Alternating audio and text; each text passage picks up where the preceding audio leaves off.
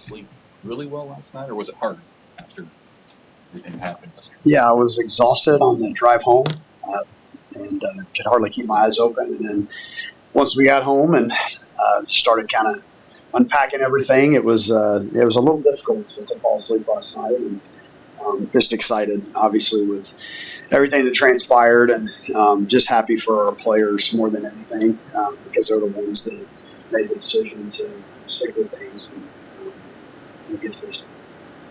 First blush reaction to going to North Carolina, playing Oklahoma? Yeah, known Skip since reaching 14 East days when he was at Navarro Junior College. So he's obviously done a really good job there at Oklahoma. I know we're going to face a really good pitcher and a really good pitching staff.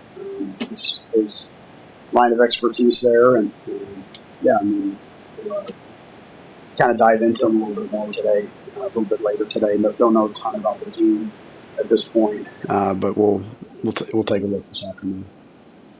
How busy is the training room going to be this week before you guys head up there? Already pretty busy, I think, this morning.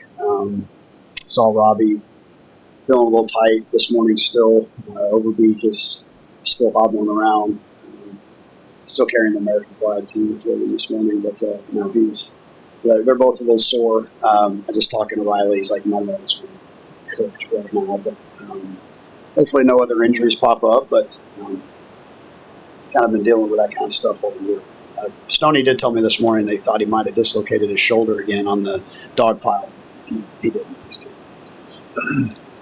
Well, did you have any idea Chapel Hill for your destination? No. Just, we just kind of go with the flow and figure out once they tell us where we're going, whether it's a bus or a plane trip. And, yeah, we're excited. I've never been there before. Never been to Chapel Hill. They got an awesome setting, and yeah, we're excited to be part of it. You said yesterday was a little emotional for you. What about today, just seeing your name come across the board and knowing these guys get to play one more weekend? Yeah, today's just more, I guess, excitement and just thankful for, again, just what these guys did this week to have a chance to continue to play. And, yeah, just this was a kind of an improbable type of scenario about a month and a half ago, I think, for a lot of people. But the guys in the clubhouse, they just kept believing, and that's what we're doing. When you get into this kind of a setting, I mean, what's the value in having so many guys that have kind of been through last year's regional and what you're facing this week? I think that is a huge part of it because really nobody on the roster had played in a regional before last year. Now these guys all have. And I think maybe even more important than that is the schedule that we've played this year. I think we're more prepared to go in a regional type setting this year. Not that our schedule was a cakewalk last year by any stretch, but by kind of just looking at the field in the top 8, we've played 4 games against the top 8, won 3. So we're battle tested, and we've seen a lot of really good arms. The run that we made through the tournament was just like a regional in my mind, just in terms of the ace pitching that we saw over the course of the 4 games. With how you guys have kind of had to piece together pitching this year because of injury and other things, I mean, does that help you in a regional setting too? I think so, especially if you get to Monday, just because you're going to be stretched a little bit thin with some arms. But, there was a lot of trial and error throughout the year just trying to cover those innings, and we found some guys maybe that we weren't sure that we were going to count on before the season started that we ended up counting on. Some guys really stepped up. So yeah, it'll be interesting. You never know what you're going to get in a regional. It could be, I think we had one year in 2017 at A&M. We made it, won a regional 3-0, and we used 5 pitchers. So, then you obviously go back to 2021 where we get to Monday and use a ton of different arms, and Povich started 2 games. So just never know what you're going to get.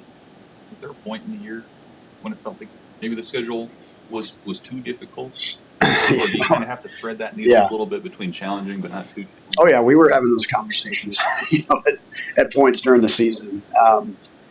But we also knew if we could kind of just get through that, we weren't looking ahead that the schedule was getting easier, but it just was something like maybe we can catch our breath because we had the 2 home weekends at the end that certainly no matter who you're playing, just being able to play at home for a larger stretch there at the end of the season was helpful. But yeah, I just think that's, when we're trying to be a top 16 seed, and not shy away from that goal, it's incredibly difficult to do that. And you have to challenge yourself, I think, with a schedule in order to be in that situation. And, who knows how the season would have played out if, we hadn't had those injuries, but it's made us who we are. And, we're a tougher team to go with. Coach, to be at where you were in the midway through the point to now having, a regional berth, can you speak to just how special this team is to make that happen? Yeah, I just it speaks to the veteran presence in the clubhouse, and they've been through the ups and downs, particularly the guys who've been here for 4 years. Just staying the course and just really refusing to give in. You got to have that, in the clubhouse, and the want to and the leadership to show up to practice and stay process driven when it's hard to do that. I mean, those are things that these guys have bought into that have been on our program for multiple years. Is let's try to take the emotion out of it the best we can, and let's just take each day for what it is and go attack it. And then you just stack some days to do that, and you give yourself a chance. And you can't do that though without buy-in from your top guys. How do you keep that momentum going from everything you generated over the past year? Well, it starts on the mound. I mean, that's really, I've said that throughout the course of the year. Your momentum is as good as your next day starting pitcher, and I'm setting the tone. And everybody kind of plays complementary baseball off of your starting pitcher. And so that was obviously a big piece of the puzzle in that tournament. And I think, I don't know what the numbers are, but the ERA had been below 3 in the tournament, and didn't give up a ton of runs, and just kind of allowed us to play team offense, knowing that if we could hold them down a little bit and eliminate the crooked number, we got a shot to win in the game. So the momentum comes from the pitching. Speaking of the seniors, for a guy like Chris Soto to step back up here after everything he's gone through and he's done for this program, I mean, what does it mean for him just to get another opportunity to go out there and prove himself? Yeah, that was when we were kind of embracing after the game yesterday. Him and I, it was just like I was thanking him for coming back, and he said, "Thank you for helping to give me this experience." And so again, that's why I stand here and do this. It's I love to win, but I want my players to win. I mean, that's really what it boils down to. And he could have moved on and signed a free agent contract and gone on and pitched in professional baseball, but he loves Nebraska. He loves his teammates. He's bought into what we're doing, and it's gratifying to know that he chose to come back, and he was such a huge part of making sure that we continue our season. Is there a little added excitement for you, for the fans, just get an old Big 12 rivalry, and what do you remember about those playing games? We actually were talking about that earlier. There's some familiarity. Obviously, we played them last year. That feels like a long time ago, though, because that was maybe opening weekend, I think, last year worldwide. So, there's, just the Nebraska-Oklahoma synonymous with football, and just some of the, like you said, the old rivalries. I think we played them maybe every year at Bricktown. Obviously have some good memories from playing in Bricktown. Coach, I know it's early on in the season, but how did playing some SEC teams like Vanderbilt and LSU prepare you for the level of competitiveness you have to have against those types of teams? Yeah, I think it gave our guys a glimpse of the physicality and just the level of pitching and the depth that you're going to see when you face those teams. Just from the power conferences, right? I mean, the ACC and the SEC got 20 plus bids, this morning. So it's important. And we saw it early in the season, right? That was a kind of a different version of who we were at that point in time. And then throughout the year, just being tested by all these great teams and great arms. And you're going to take a lot of experience from that, because, these guys have seen pitchers throwing 100 miles an hour this year, just about every weekend, it feels like. What does it mean to be back-to-back Big Ten champions, especially when you look at Pac-12 folding in and you beat two of the best teams on the West Coast? Yeah, it's awesome. Obviously, it feels great to feel like you're starting to get some consistency in terms of postseason play and making runs and some of those things. And it's just two totally different years, honestly, for me, just the way that they happen in the tournament. Doing it the hard way last year is maybe the last time that'll happen, just with the new format.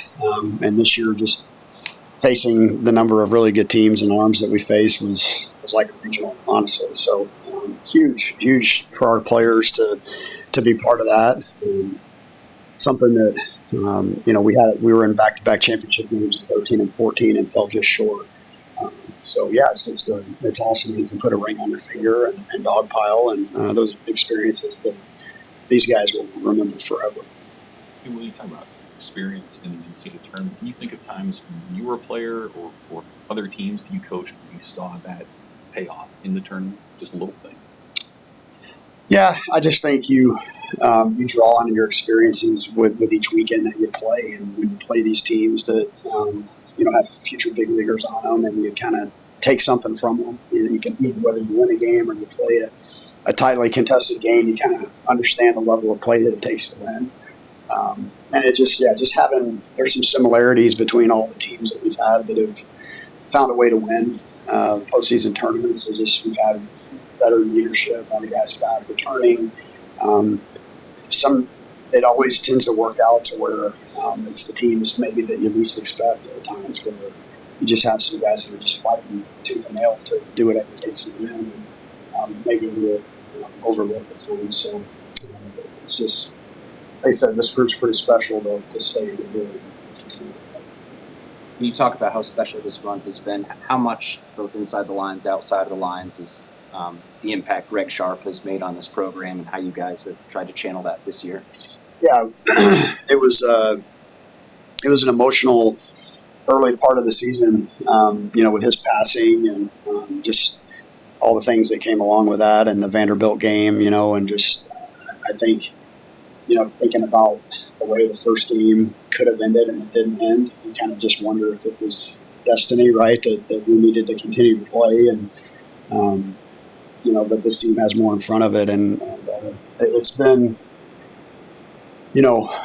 Greg was a good friend, and he was part of our team. That's the thing that I think I just want to continue to stress is, he just wasn't a guy that was there on the sidelines. I mean, these guys are with us all the time on the road, and eating meals together and on bus rides together. So it was really neat to see his family a couple different times down at Kansas State, when they honored him, and then back at our ballpark, and just hearing from them throughout the year. It was definitely a ride for Greg this year, and we're hopefully to continue that. Coach, you mentioned Brett Stokes on Saturday and Sunday, and he probably didn't get as much playing time as he would have liked this year, but can you just speak about the teammate he's been over the course of this season? Yeah, Brett is, he can be, I think he would be a really good coach one day if he wants to be. I think he just, he's a stoic young man. It's kind of a man of few words, but he knows the game really well. And I know he's been kind of behind the scenes helping Devin Nunez as a freshman, as have some of the other veterans as well, but just staying locked in, honestly. And, it's hard. You got a good team, and you've got depth. There's going to be some guys that don't get as many at-bats as they would like. But the key is if you have a great attitude, when your chance comes, usually you make the most of it. And that's what you saw from Brett this week, just stepping up when we needed him and driving in a big run yesterday. And the play in the ninth inning, I mean, I went back and watched it this morning.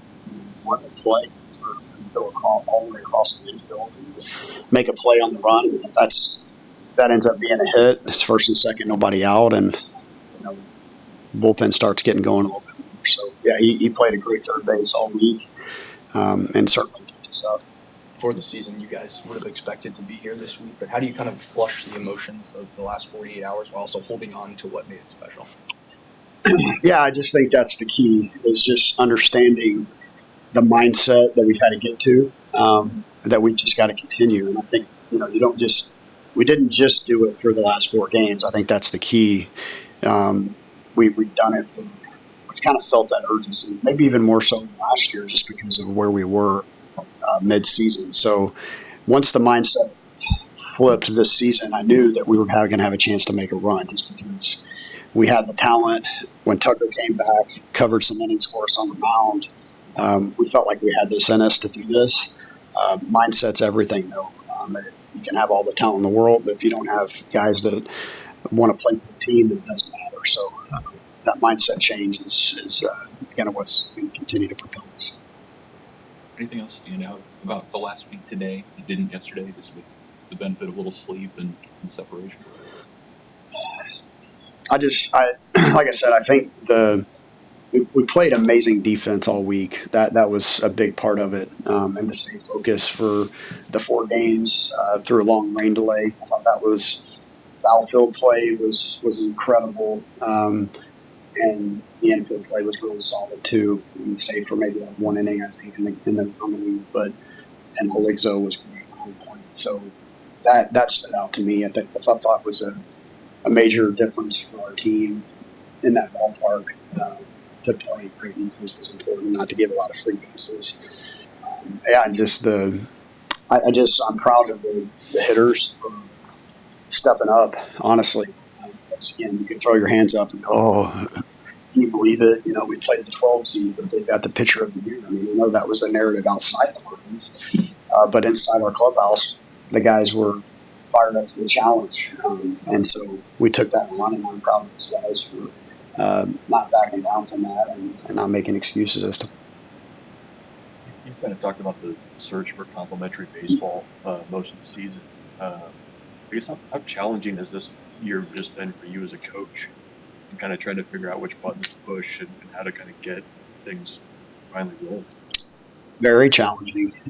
Again, you just get thrown so many different scenarios in certain years, right? I mean, last year, for the most part, we stayed healthy. I mean, there was not a whole lot of moving parts in our rotation. We were without Overby for a stretch last year. But we've, for the most part, we stayed relatively healthy. This year, that was thrown into the wind. I mean, it was like there were just so many different things that happened. Just the number of different identities that we were searching to become, I think, was a part of it. And again, just once we kind of got in the groove on the mound and kind of figured out who the guys were that we could really trust, that's when we started playing complementary baseball, because our innings became shorter on defense. We got back in the dugout. Then the hitters started getting going a little bit. So then they were able to feed off each other. And just for the first part of the year, especially until Tucker came back, honestly, it was just like so many long innings on defense. It was just really had a hard time keeping the momentum, for our offense to get going. So that's really where it started. And again, just dealing with the injuries with the lineup, I think the depth of really good players that we have allowed us to continue to just go. I mean, again, you lose Budenbeck for, the last 8 to 10 games. And we did fine, and Stoney hadn't played in a bit, and he was hitting the 4-hole for a good stretch. So just we have a depth of really good players, and it's like a chess match, right? We're just trying to find the right moves to help the team win. Ultimately, that's the task as the head coach, is to put feelings and emotions aside about certain things and just do what's best for the greater good. And the hard part is getting the guys to understand that as well. And that's been, again, the back half of this season. What we've seen is just a buy-in of, okay, like, we need to win. This is how it's going to get done, and doing what it takes to do that. Stone available last night? He was available. I would imagine he's going to start feeling a lot better this week. There's still some swelling in there, and just seeing him swing. He got some live at bats. I guess it was last Wednesday in one of our practice days, and still just wasn't moving the bat real good. I know he's feeling a lot better now. I think he'll be feeling a lot better by the weekend. Coach, you guys got out to early leads in each of the last 3 games in the Big Ten tournament. How important is it to get out to an early lead here against a really good pitching staff in football? Yeah, I think the statistics were pretty overwhelming. The team that scores first wins 75% of the time, 3 out of 4, something like that. But yeah, it's just it's huge to just set the tone on this and just get out and just kind of show, hey, we're here, we're ready to play. And if you don't score early, it doesn't mean you're not ready to play, but it is important, I think, just to have a great approach in the first inning, and that's what we had. Just where we were on the barrel early. The lack of the 1, 2, 3 innings over the course of the 9 innings was impressive to me. Just means you just keep fighting. So that's what we just got to keep doing. Thanks, Coach. Yeah.